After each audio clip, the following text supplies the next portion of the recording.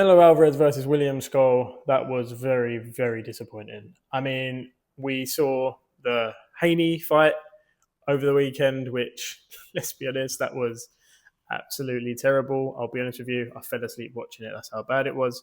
The Ryan Garcia let down, unfortunately. I did think he was going to win, but we can get into that in another video.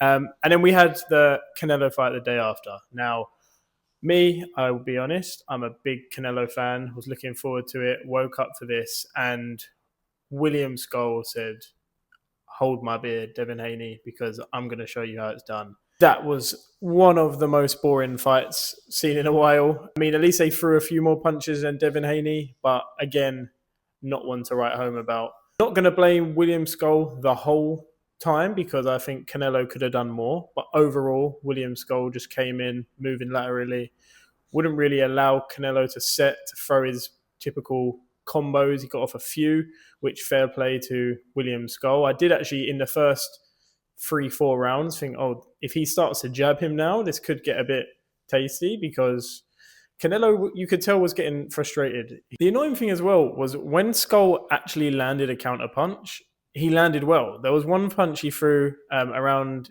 the middle rounds where he hit Canelo with an uppercut. Now, didn't really do too much, didn't land with power, but you could tell it gained Canelo's respect a little bit, which I think to beat him, you have to do. You could tell every time Scull threw a punch, he was already pulling it back before he'd even landed it because he was worried about what was coming back at him. Now, Canelo didn't cut the ring off like he probably would want to, but when he did, and there was a few moments in the fight he was landing brutal body shots, which overall, I think won him this fight. Now, the commentators were absolutely going a bit too mental on Canelo's side, saying that Scull didn't win a round, and if he did, he won one or two maybe. Now, I didn't have it like that. I didn't have Scull up massively or anything like that. Don't get me wrong. I did have it 116 to 112. I had Canelo winning 8 out of the 12 rounds. As a Canelo fan, I was trying to not be biased. So I was trying to give Scull rounds where I could. Ultimately, Canelo won this fight. I mean, he'd done what he needed to do. He'd done the necessities. Yes, Scull didn't come to this fight to win by the looks of it. He came here to essentially not get hurt, not get knocked out. And I mean, literally last week we saw Eubank Ben. Was that the most high quality boxing? No, but it's a fight that both men are leaving it all in the ring, wanting to win, laying all their cards out, and they're just giving it all. And if whoever gets knocked out, but they're trying to win. Now, with this fight, it was a complete opposite. From Skull's point of view, he didn't come to do that. He didn't come to win. He didn't come to fight. He came to box, but didn't seem to throw the punches when he should have.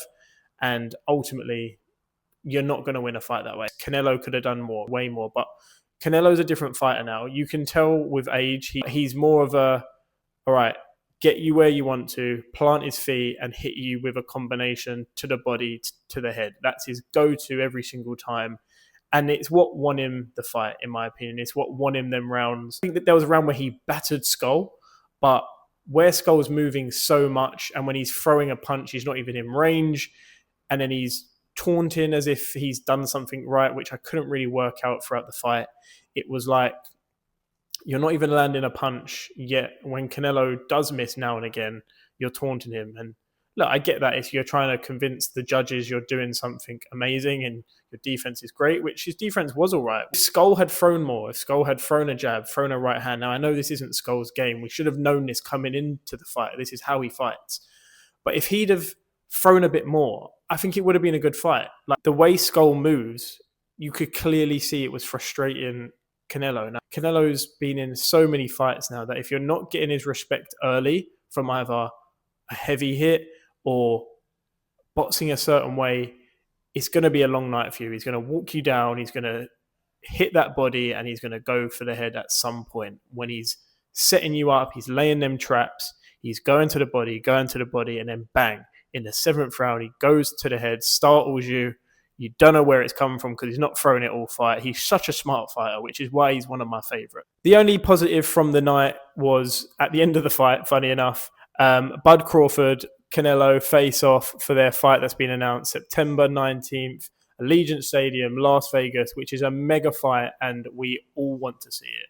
One of the main reasons as well that I'm looking forward to this fight is not because of belts, nothing like that, but it's a fight that we all want to see. It's the best versus the best. It's not a mandatory here because he has to fight him, otherwise you'll lose a belt, so on, X, Y, Z. No, it's this is the best guy in the world. This is the supposed best guy in the world. Let's put them together and see what happens. Which ultimately Turkey has come into the game and is doing for us boxing fans. He's brought boxing back to life. I've not watched more boxing than this than I ever have. I mean, the fights that they're putting on week after week.